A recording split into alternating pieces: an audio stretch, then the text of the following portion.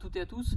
Alors aujourd'hui on se retrouve pour un petit tuto sur les étirements. Je vous avais dit la dernière fois lors d'une séance qu'on allait essayer d'expliquer rapidement, simplement comment, pourquoi et quand faire les étirements.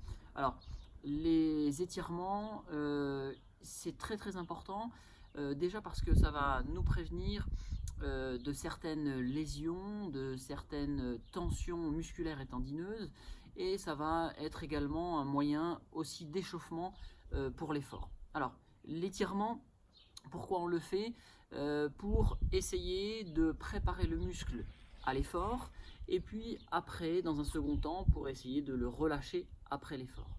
Alors on va faire ces étirements avant, après et le lendemain d'un effort. Alors, avant un effort, comment on va faire cet étirement?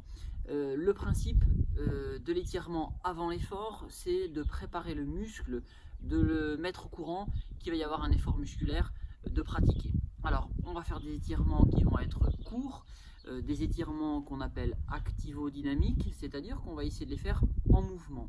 Alors, je vais vous montrer un exemple au niveau du bras, ça marche pareil au niveau des jambes. Si je veux étirer les muscles de l'avant-bras, je vais faire un étirement court et dynamique. J'étire vers l'arrière et je relâche. Je fais un mouvement et je viens chercher à la fin la sensation d'étirement. Voilà, et on ne maintient pas plus que ça, c'est j'étire ici et je relâche. Ce mouvement, cet étirement activo-dynamique va étirer les fibres musculaires, va apporter du sang, et le sang c'est chaud et ça va nous permettre d'échauffer le muscle avant l'effort. Donc ça, c'est vraiment la pratique très importante à faire, cet étirement court, activo-dynamique avant l'effort. Donc là on l'a fait pour le bras comme je vous l'ai dit, ça marche exactement de la même façon pour les jambes. Les étirements qu'on fait dans les séances de renforcement, vous faites les mêmes, sauf que vous les faites en mouvement et de manière courte. Alors ça c'était les étirements avant l'effort, les étirements après l'effort. Là les étirements très importants, on voit souvent les gens maintenir les étirements de façon longue. Ça c'est pas bon. Pourquoi? Parce que après un effort, on a cassé pendant l'effort des petites fibres, des petites fibrilles musculaires. Ça c'est normal, c'est ce qui peut provoquer les douleurs courbatures à la suite d'un effort. Le fait d'avoir cassé ces petites fibres musculaires, en aucun cas on va augmenter cette lésion de fibrilles musculaires. Si j'étire de manière longue et intense après un effort, je vais augmenter cette lésion, ces petites déchirures des fibrilles, des fibres musculaires. Donc ce n'est pas notre objectif. L'objectif c'est d'avoir une récupération après l'effort. La récupération va passer par un afflux sanguin d'aller et retour. L'aller-retour de sang va se faire par un étirement, là aussi court, pas actif. On va venir mettre en tension le muscle et on va le relâcher après 3-4 secondes d'étirement. Donc je vous montre pour le muscle à l'arrière ici, le triceps du bras. Je vais venir ici étirer. J'étire ici mon triceps. Je maintiens 3-4 secondes. 3, 4 et je relâche. Je fais la même chose de l'autre côté. Je maintiens 3-4 secondes. 2, 3, 4. Et à chaque fois, je ressens la sensation d'étirement sans grimacer, sans se faire mal. Cet étirement par contraction, relâchement, je maintiens, je relâche. Je maintiens, le sang s'en va.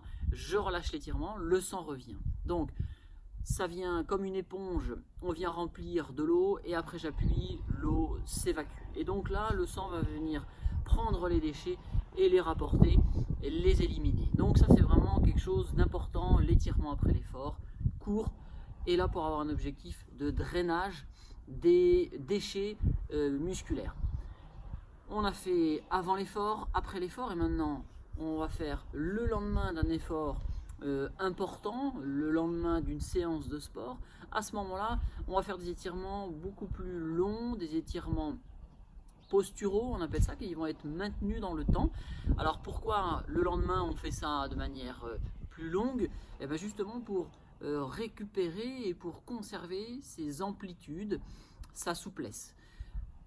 Donc le lendemain, on va faire des étirements d'une trentaine de secondes, 30, 1 minute, toujours pareil, on se fait pas mal, on ressent cette sensation d'étirement, on maintient la sensation d'étirement pendant 30 secondes, 1 minute. Alors, pour par exemple, là j'ai fait les bras, je vais vous faire un exemple au niveau des jambes. Ici, pour le quadriceps, je vais venir ici tenir mon talon-fesse, hop, si j'y arrive, oui, talon-fesse, et là je me tiens bien droit, et je vais essayer de maintenir mon talon-fesse pendant 30 secondes, 1 minute pour sentir l'étirement devant la cuisse, et là à ce moment-là, je récupère, je conserve ma souplesse, mes amplitudes articulaires. Donc, important, le lendemain d'un effort, étirement plus long, des étirements posturaux qu'on maintient dans le temps. Donc, tout ça, tout ce que je viens de vous expliquer va vous permettre déjà d'avoir un effort musculaire bénéfique, efficace, et surtout d'éviter des lésions, des douleurs musculaires importantes. Alors là, il s'agit des étirements. Il y a des composantes aussi à côté qu'il va falloir mettre en place, hein, comme je l'ai dit, l'échauffement, l'hydratation aussi pendant, avant, après l'effort. Tout ça, on essaiera de réexpliquer pourquoi on doit faire tout ça pour vraiment faire son sport de manière efficace et de manière préventive.